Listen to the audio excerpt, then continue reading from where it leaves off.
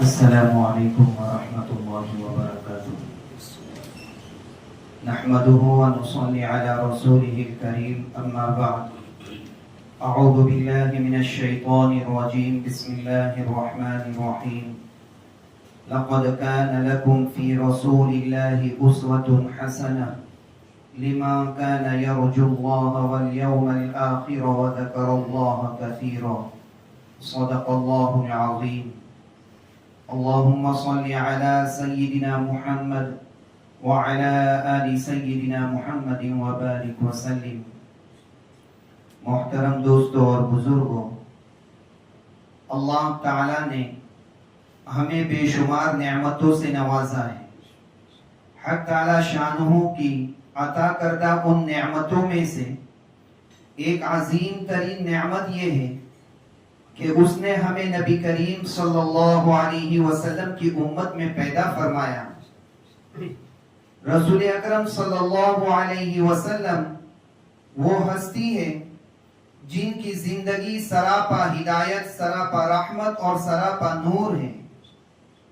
اللہ رب العالمین نے اپنے کلام پاک میں آپ صلی اللہ علیہ وسلم کی سیرت طیبہ کو تمام عالم کے لیے کامل نمونہ قرار دیا ہے. لقد كان لكم في رسول الله أسوة حسنة لمن كان يرجو الله واليوم الآخر وذكر الله كثيرا. یقیناً تمہارے لیے رسول اللہ صلی اللہ علیہ وسلم کی زندگی میں بہترین نمونہ ہے ہر اس شخص کے لیے جو اللہ اور یوم آخرت کی امید رکھتا ہے اور اللہ کو کثرت سے یاد کرتا ہے. یہ آیت ہمیں واضح طور پر یہ تعلیم دیتی ہے کہ دنیا اور آخرت کی کامیابی صرف اور صرف اس میں ہے کہ ہم اپنی زندگی کو نبی کریم صلی اللہ علیہ وسلم کے طریقے اور ان کی سنت کے مطابق ڈھالیں. محترم دوستو، اسوہ حسنہ اپنانے کا مطلب صرف چند عبادات یا رسومات بجا لانا نہیں ہے، بلکہ زندگی کے ہر شعبے میں آپ صلی اللہ علیہ وسلم کے طرز عمل کو نمونہ بنانا ہے. خواہ وہ عبادات کا معاملہ ہو یا اخلاقیات کا، معاملات کا ہو یا معاشرت کا، قیادت کا ہو یا عام زندگی کے معمولات کا. رسول اللہ صلی اللہ علیہ وسلم نے اپنی حیات مبارکہ کے ذریعے ہمیں یہ دکھا دیا کہ کس طرح ایک بندہ مومن اللہ کی رضا کو مقصد حیات، زندگی کا مقصد بنا لیتا ہے اور دنیا اور آخرت میں کامیاب ہو جاتا ہے. گزشتہ جمعہ ہم نے رسول اکرم صلی اللہ علیہ وسلم کی ہجرت مدینہ سے قبل کے چند اہم واقعات ذکر کیے تھے اور ان واقعات سے ملنے والے قیمتی اسباب پر روشنی ڈالی گئی تھی.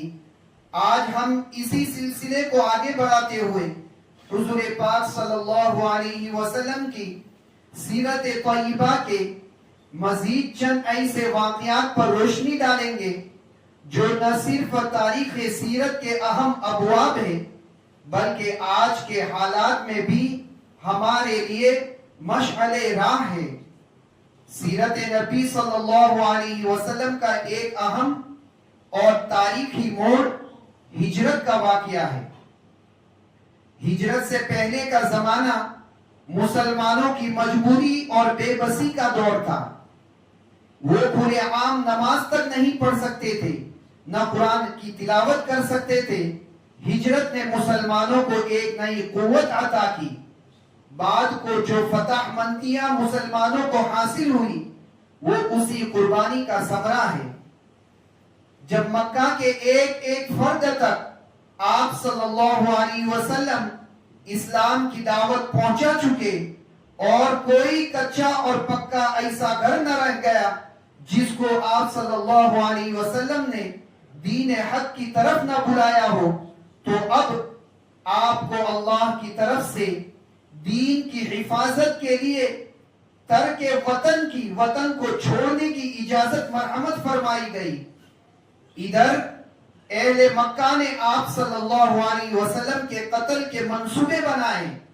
رات کا وقت ہے اور قاتلوں نے چاروں طرف سے گھر کا محاصرہ کر رکھا ہے.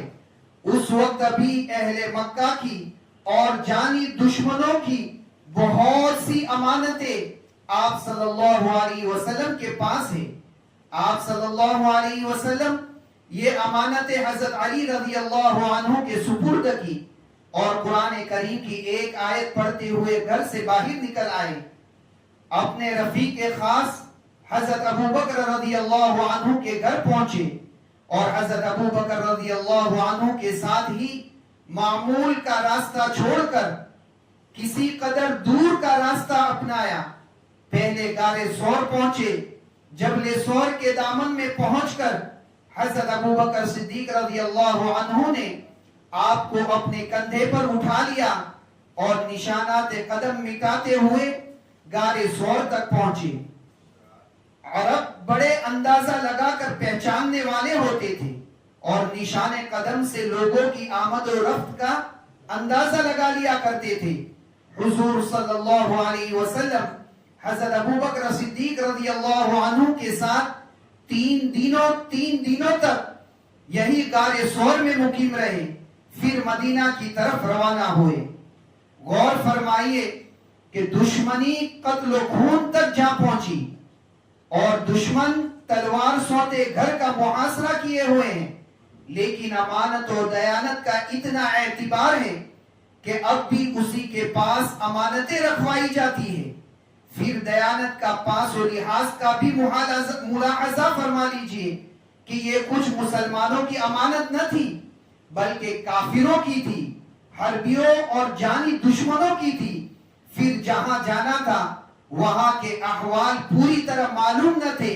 معاشی تنگی سے دوچار اور فاقہ مستی کا شکار تھے، لیکن اس کے باوجود امانت کا اتنا لحاظ کہ حضرت علی رضی اللہ عنہ کی جان کو خطرے میں ڈال کر امانتیں ان کے حوالے کی اور بار امانت و دیانت سے ہلکے ہو کر تشریف لے گئے. یہ آپ صلی اللہ علیہ وسلم کی زبردست اخلاقی فتح تھی کہ مخالفین بھی آپ صلی اللہ علیہ وسلم کے اخلاق کریمہ پر انگلی اٹھانے کی ہمت نہیں کرتے تھے اور سمجھدار لوگ یہ سوچنے پر مجبور ہوتے تھے کہ جو دنیا کے معاملے میں اتنا امانت دار ہے کیا دین و احکام کے معاملے میں خیانت کا مرتکب ہوگا. پھر آپ صلی اللہ علیہ وسلم نے اپنے عمل سے یہ تعلیم دی کہ حسن تدبیر اور حکمت عملی تقوی اور دینداری کے منافی نہیں. دنیا میں جو اسباب حفاظت و بچاؤ کے لیے ہوتے ہیں ان کو بھی آپ صلی اللہ علیہ وسلم نے استعمال فرمایا. مانوس راستے کو چھوڑ کر غیر مانوس راستہ اختیار کیا. نشانات قدم مٹانے کی کوشش کی. جب کوہ ثور سے مدینہ کی طرف گئے تو ایک راستہ بتانے والے کو بھی ساتھ رکھا. حضرت ابو بکر تو ساتھ تھے ہی. جب کوئی پوچھنے والا حضرت ابو بکر رضی اللہ عنہ سے پوچھتا کہ یہ کون ہے تو حضرت ابو بکر رضی اللہ عنہ توریا سے کام لیتے، یعنی فرماتے کہ یہ راستہ بتانے والے ہیں. ہمارے نبی صلی اللہ علیہ وسلم ایک جنت کا راستہ بتانے والے ہیں. تو سفر طے کرتے ہوئے 12 ربیع الاول بروز پیر آپ صلی اللہ علیہ وسلم مدینہ تشریف لائے. یا تو اہل مکہ نے آپ صلی اللہ علیہ وسلم کو ٹھکرایا تھا یا مدینہ کی خاک پاک آپ صلی اللہ علیہ وسلم کے لیے سراپا انتظار تھی. حضرت ابو بکر رضی اللہ عنہ آپ صلی اللہ علیہ وسلم کے ساتھ تھے.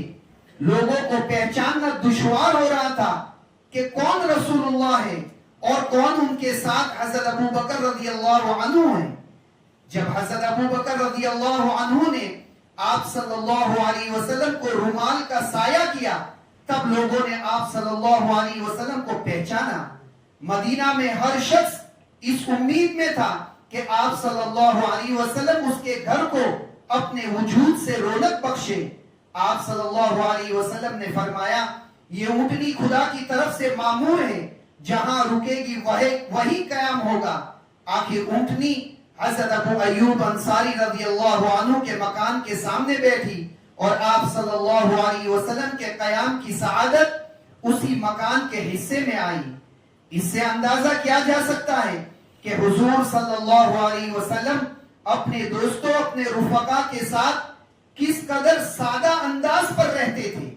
نہ حشم و خدم اور نہ ہٹو بچو.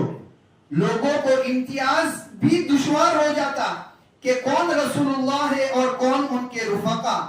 آج ہماری معاشرت میں یہ بات نہیں پائی جاتی. اگر اللہ تعالیٰ کسی کو دولت اور عزت دے تو اپنے گرد خادموں کے ایسے حصار بندی کرتا ہے کہ جو اس کی حیثیت سے بھی زیادہ ہو. رسول اللہ صلی اللہ علیہ وسلم اپنے دوستوں کے ساتھ بے تکلف رہتے تھے, ساتھ اٹھنا بیٹھنا اور اس میں زندگی گزارتے تھے, اور سلطان اور بادشاہ ہو کر بھی درویشوں کا طور و طریق نہ چھوڑتے تھے. اپنے قیام کے لیے خود کسی جگہ کا انتخاب نہ کر کے ساتھیوں کی دلداری اور دلجوئی مقصود تھی. حالانکہ مدینہ آپ کا ننیحال بھی تھا اور آپ صلی اللہ علیہ وسلم کے دادا کا سسرال بھی.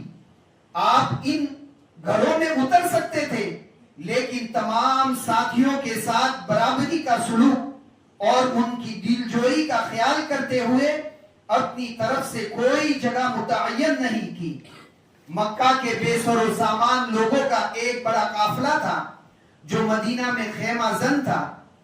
ان مہاجرین کو ہر گھر پر تقسیم کر دیا گیا. دنیا کی تاریخ میں انصار جیسی ایثار پیشہ قوم کی شاید کوئی مثال ملے جس نے کمزور معیشت کے باوجود بھی اپنا سب کچھ اسلام کے قدموں میں ڈال دیا. چند دنوں میں اطمینان کی سانس لینے کے بعد سب سے پہلے آپ صلی اللہ علیہ وسلم نے مسجد نبوی کے لیے زمین خریدی اور خود بنفس نفیس اس کی قیمت ادا فرمائی. مسجد کی تعمیر کیا تھی؟ کچھ پتھر جنہیں مٹی کے گارے میں بنا دیا گیا, کچھ زمین تھی. جب بارش کی وجہ سے کیچڑ ہونے لگا تو لوگوں نے اس پر سنگریزے یعنی پتھر بچھا دیے. محض 8 فٹ اونچی چھت تھی, وہ بھی کھجور کے پتوں اور چھالوں کی. اس سے دھوپ بھی چھن کر آتی اور بارش کا پانی بھی اچھا خاصا مسجد کے اندر آ جاتا. یہی ظاہری حسن و آرائش سے عاری اور شوکت و شکوہ سے خالی مسجد تھی, جو مسجد حرام کے بعد دنیا کی سب سے افضل ترین مسجد ہے. مقام فکر و عبرت ہے کہ حضور صلی اللہ علیہ وسلم ابھی مدینہ پہنچے, ابھی خود بے گھر ہے, حالانکہ صاحب عیال ہے, گھر والے ہیں, لیکن اپنے گھر کی فکر نہیں بلکہ اللہ کے گھر کی فکر ہے. پہلے مسجد تعمیر فرمائی اور وہ بھی اس شان سے تعمیر کی کہ بذات خود پتھر اٹھانے میں شامل رہے.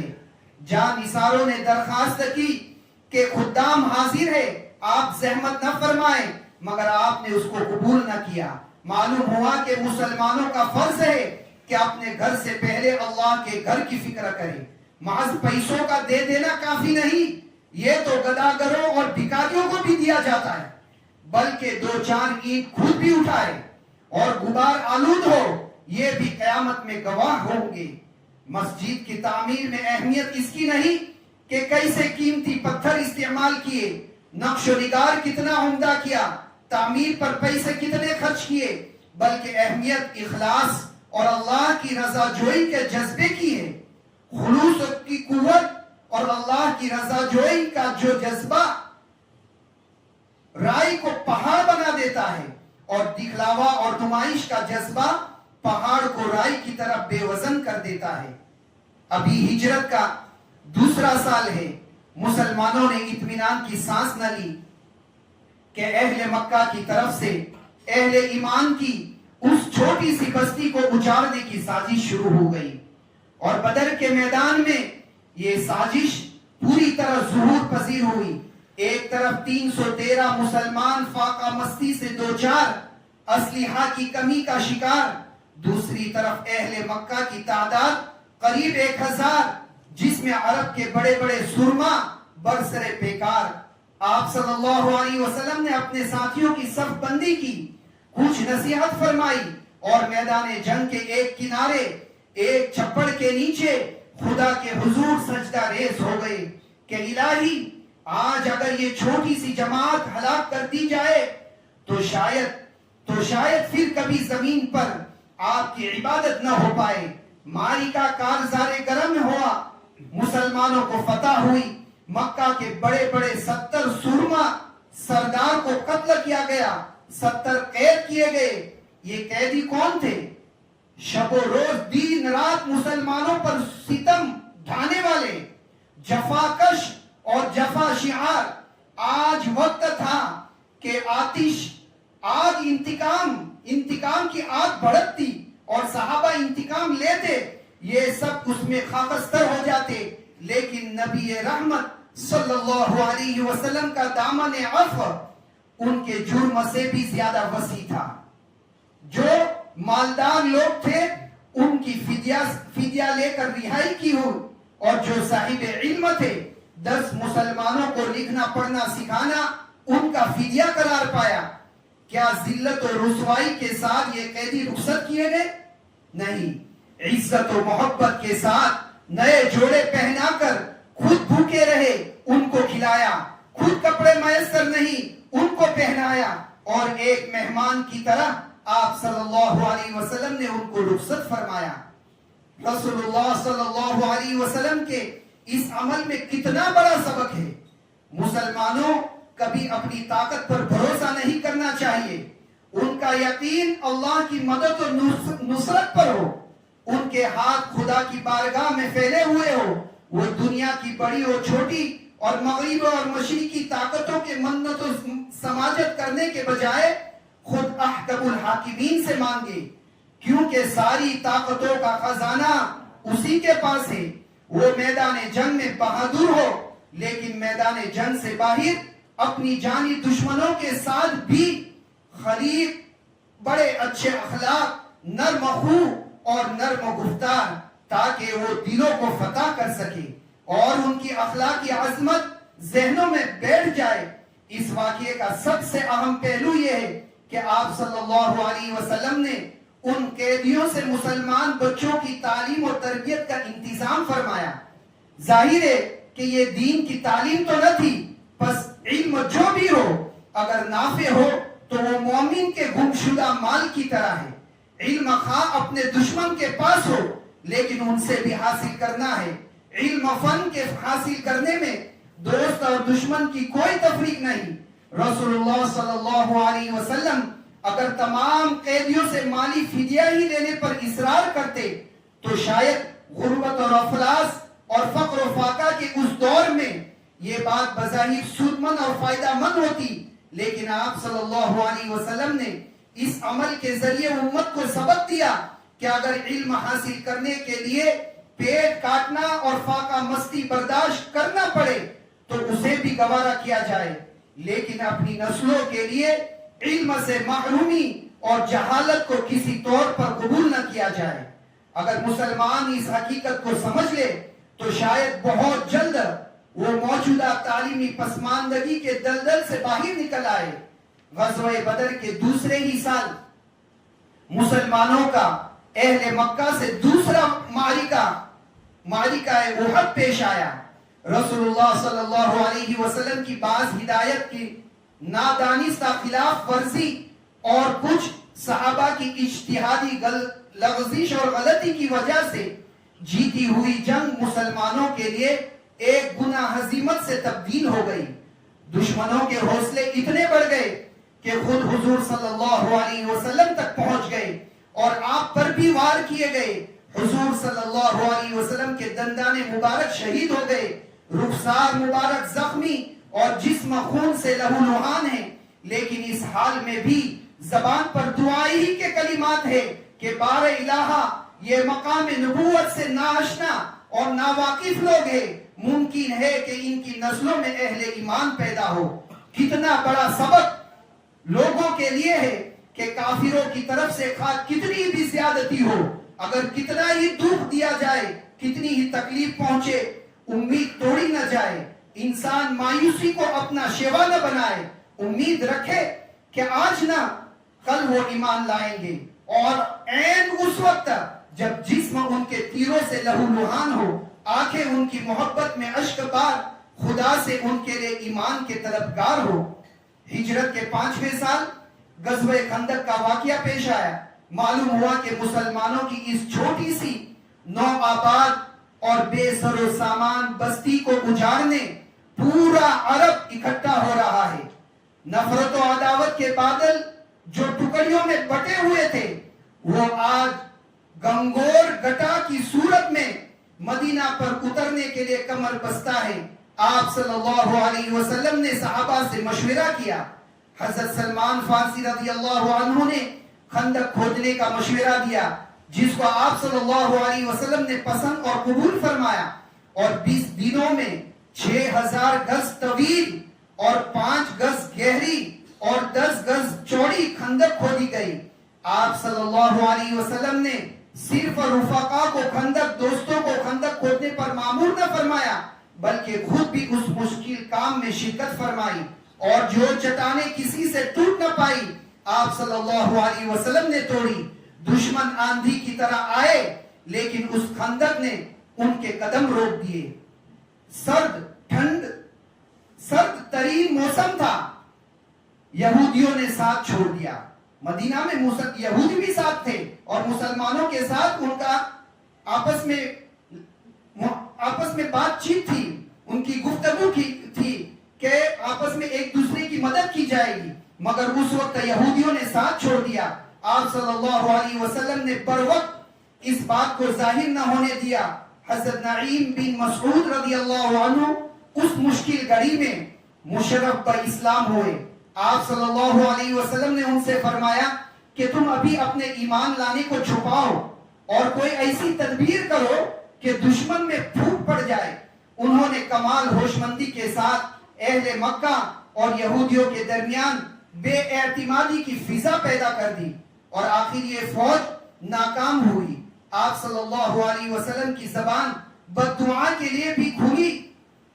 آپ صلی اللہ علیہ وسلم کی زبان بددعا کے لیے کبھی کھلتی نہ تھی، لیکن اس جنگ کے دوران جب آپ کی کئی نمازیں قضا ہو گئی تو برداشت نہ ہو سکا، اور دشمنوں کے لیے زبان مبارک سے کچھ بددعائیہ فقرے نکل گئے۔ معلوم ہوا کہ کسی بھی مشکل مہم میں زعماء اور قائدین کو اپنے آپ کو امت کے عام لوگوں کے سطح پر رکھنا چاہیے، اور ایک عام فرد کی طرح اس مہم میں شریک رہنا چاہیے، جیسا کہ حضور صلی اللہ علیہ وسلم بنفس نفیس خندق کھودنے میں شریک رہے، کہ اس سے لوگوں کو حوصلہ بڑھتا ہے۔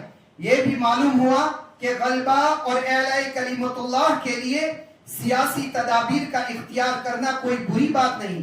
جہاں ہمیں امت کے اتحاد کی کوشش کرنی چاہیے، وہی اس بات کی بھی کوشش کرنی چاہیے کہ دشمنان اسلام متحد نہ ہونے پائے اور وہ پراگندہ اور منتشر ہو۔ ایک پراگندہ قوم کا مقابلہ بمقابلہ متحد قوم کے آسان ہے۔ ہندوستان میں مسلمان اسی طریقے کار سے بہت کچھ نفع اٹھا سکتے ہیں۔ غیر مسلموں میں جو طبقاتی تقسیم ہے، وہ ایک ایسا غیر انسانی تصور ہے جو خون اور خون میں فرق کرتا ہے۔ یہاں کی اکثریت کو تقسیم کرنے کے لیے یہ ایک طاقتور اور مؤثر ہتھیار ہے، لیکن افسوس کہ مسلمان اس ہتھیار کو استعمال کرنے میں ناکام رہے۔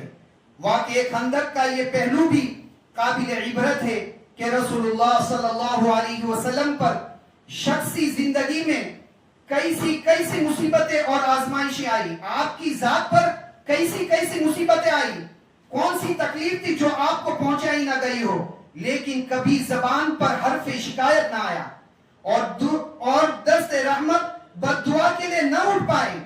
طائف کی آزمائش میں بھی دعائیں ہی کی، اور احد کے کارزار میں بھی لب دعا ہی کے لیے کھلے، لیکن غالباً 2 موقعوں پر آپ صلی اللہ علیہ وسلم نے اپنی ذات کی نسبت سے بد دعا کی، اپنی ذات کی نسبت سے بد دعا کی۔ ایک جب آپ صلی اللہ علیہ وسلم صحن کعبہ میں نماز پڑھ رہے تھے اور سجدے کی حالت میں تھے، کچھ شر پسندوں نے اونٹ کی اوج پشت مبارک پر رکھ دی، اور دوسرے غزوہ خندق کے موقع پر کہ جب نماز قضا ہو گئی، گویا یہ دونوں موقعوں پر بد دعا ان لوگوں سے متعلق ہے جنہوں نے نماز اور خدا کی بندگی میں خلل پیدا کیا اور رخنہ اندازی کی۔ اس سے نماز کی اہمیت اور آپ صلی اللہ علیہ وسلم کی نگاہ میں اس کی عظمت معلوم ہو سکتی ہے۔ آپ صلی اللہ علیہ وسلم کی حیات طیبہ کا ایک ذری باب صلح حدیبیہ ہے، جس کو قرآن مجید نے فتح مبین سے تعبیر کیا ہے۔ یہ صلح بظاہر مسلمانوں کی شکست محسوس ہوتی تھی۔ حضرت عمر رضی اللہ عنہ جیسے معاملہ فہم اور دانا شخص کو بھی اس صلح میں اپنی شکست کا احساس ہوا۔ بدر کے معرکے میں تو صرف 313 صحابہ تھے، لیکن آج 1400 جانثار ساتھ تھے، چشم و آبرو کے اشارے پر تعمیل حکم کے لیے تیار ہیں۔ احرام میں ملبوس قافلہ مکہ کے دروازے تک آ پہنچا۔ کسی احرام پہنے ہوئے کی زیارت سے محروم کرنا خواہ دشمن کیوں نہ ہو عرب کی روایت نہ تھی، لیکن اہل مکہ کسی بھی قیمت پر اس بات کے لیے تیار نہ ہوئے کہ مسلمان اس سال عمرہ کر لے۔ آپ صلی اللہ علیہ وسلم بغیر عمرہ کے واپس ہونے پر آمادہ اور تیار ہوئے اور حدیبیہ کے صلح نامے پر دستخط کی، جس کی حصہ داری اور لائن، ہر ایک لائن جو صلح لکھی گئی تھی وہ بزدلی اور شکست کی بو تھی۔ صلح کی گفتگو میں بھی اہل مکہ نے بے مروتی کا رویہ اختیار کیا، لیکن آخر حالات نے بتا دیا کہ مسلمانوں کی یہ بہت بڑی فتح تھی۔ جو صلح نامہ لکھا گیا تھا اس کی ہر لائن کے اندر مسلمانوں کو نیچا دکھایا گیا تھا، مگر آپ صلی اللہ علیہ وسلم کو اللہ کی طرف سے بات معلوم تھی کہ یہ میرے لیے فتح مبین ہے، چاہے صحابہ کو اس وقت انہیں مشکل ہو رہا ہے۔ اور بدر اور خندق سے بھی بڑی فتح، عداوت اور دشمنی کا ماحول کسی مسئلے پر ٹھنڈے دل سے سوچنے کا موقع نہیں دیتا۔ حضور صلی اللہ علیہ وسلم چاہتے کہ اہل مکہ سے صلح اور دوستی کی فضا پیدا ہو، تاکہ باہم آمد و رفت ہو اور خالی الذہن ہو کر اسلام کے بارے میں سوچ سکے اور جذبہ نفرت سے عاری ہو کر مسلمانوں کے سلوک اور اخلاق کو دیکھ سکے۔ نیز اہل مکہ کی طرف سے ذہن فارغ ہو تو عرب کے دوسرے قبائل کو اور قرب و جوار کی مملکتوں کو اسلام کی دعوت دی جائے۔ چنانچہ صلح حدیبیہ ہوتے ہی آپ صلی اللہ علیہ وسلم نے روم اور ایران، حبش اور مختلف علاقوں میں اسلام کے دعوتی خطوط لکھے۔ تبلیغی مقصد کے لیے جا بجا صحابہ کے وفود روانہ کیے گئے اور اس کے مفید اثرات مرتب ہوئے۔ غور فرمائیے کہ صلح حدیبیہ کے موقع سے آپ صلی اللہ علیہ وسلم کے ساتھ 1400 صحابہ ہیں، جو مکی زندگی کے 13 اور مدنی زندگی کے 6 سال یعنی کل 19 سالوں کی محنتوں کا قریب خلاصہ ہے۔ صلح حدیبیہ کے 2 سالوں بعد آپ صلی اللہ علیہ وسلم فتح مکہ کے موقع پر تشریف لاتے ہیں تو 10,000 ساتھیوں آپ صلی اللہ علیہ وسلم کی رکاب میں ہیں، اور فتح مکہ کے 2 سال بعد حجۃ الوداع کے موقع پر آپ صلی اللہ علیہ وسلم کے ساتھ حج میں شرکت کرنے والے صحابہ اور صحابیات کم و بیش 1 لاکھ ہے۔ زندگی کے آخری 4 سالوں میں اسلام کی یہ تیز رفتار بلکہ برق رفتار پیش رفت صلح حدیبیہ ہی کا نتیجہ ہے۔ جب تک غیر مسلموں کے ساتھ مل جل، گفت و شنید اور تبادلہ خیال کے معتدل فضا نہ پیدا ہو جائے، اسلام کی دعوت اور اشاعت کا کام صحیح طور پر انجام نہیں پا سکتا۔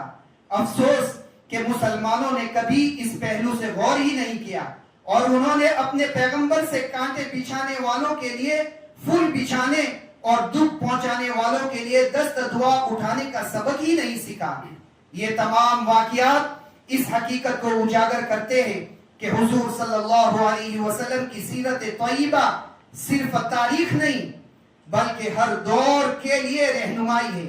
اگر آج ہم اپنے مسائل کا حل چاہتے ہیں تو ہمیں چاہیے کہ حضور صلی اللہ علیہ وسلم کے طریقے کو، ان کے اسوہ حسنہ کو اپنی انفرادی اور اجتماعی زندگی کا حصہ بنائیں، اور معمولی سے معمولی معاملے میں بھی حضور صلی اللہ علیہ وسلم کی سیرت سے رہنمائی حاصل کریں۔ اس کے بغیر عزت و سربلندی اور کامیابی و کامرانی ممکن ہی نہیں۔ اللہ رب العزت ہمیں حقیقی معنوں میں سیرت النبی صلی اللہ علیہ وسلم کو سمجھنے، اس پر عمل کرنے اور اپنی انفرادی اور اجتماعی زندگیوں کو مصطفی تعلیمات کے مطابق ڈالنے کی توفیق عطا فرمائے۔ آمین یا رب العالمین، وآخر دعوانا الحمد للہ رب العالمین۔